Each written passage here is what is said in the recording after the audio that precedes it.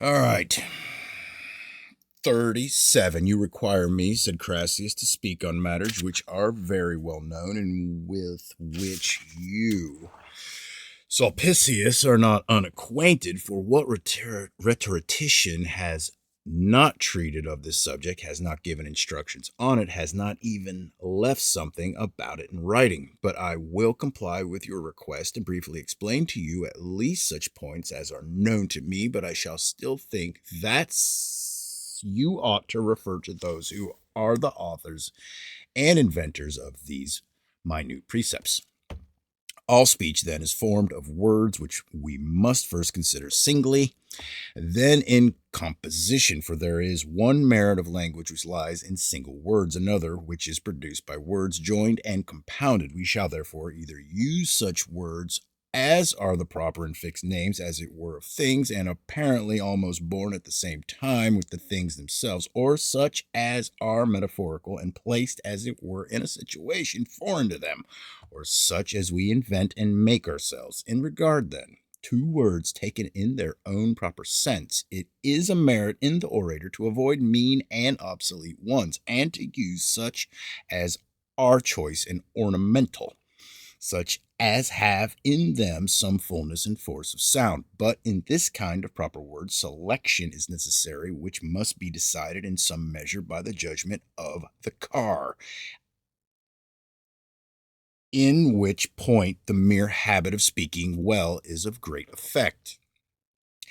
Even what is vulgarity said of orators by the illiterate multitude, he uses proper words, or such a one uses improper words, is not the result of any acquired skill, but is a judgment arising from a natural sense of what is right, in which respect it is no great merit to avoid a fault, though it is of great importance to do so. Yet this is the groundwork, as it were, and foundation of the whole, namely, to use and command of proper words. But the superstructure which the orator himself is to rise upon this, and in which he is to display his art, appears to be a matter for use to examine and illustrate. 33.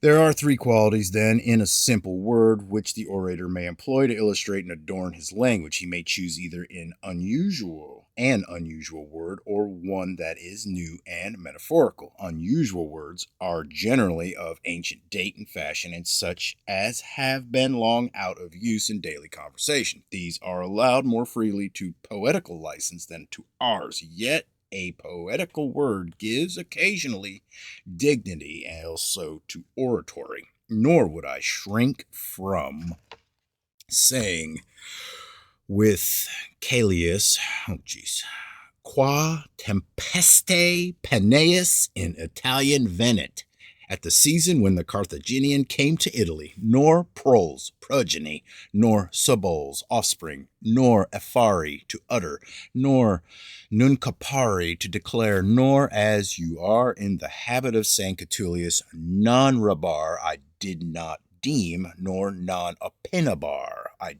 did not opine, nor many others, from which, if properly introduced, a speech assumes an air of greater grandeur. New words are such as are produced and formed by the speaker, either by joining words together, as these.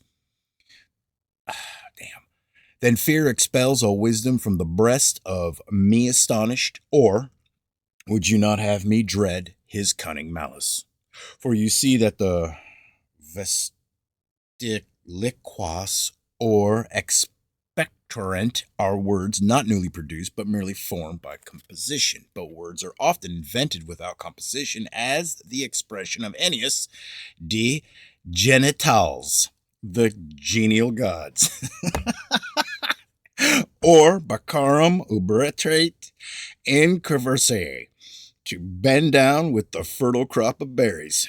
The third mode, that of using words in a metaphorical sense, is widely prevalent, a mode of which necessity was the parent, compelled by the sterility and narrowness of language, but afterwards delight and pleasure made it frequent, for as a dress was first adopted for the sake of keeping off the cold, but in the process of time began to be made an ornament of the body and an emblem of dignity.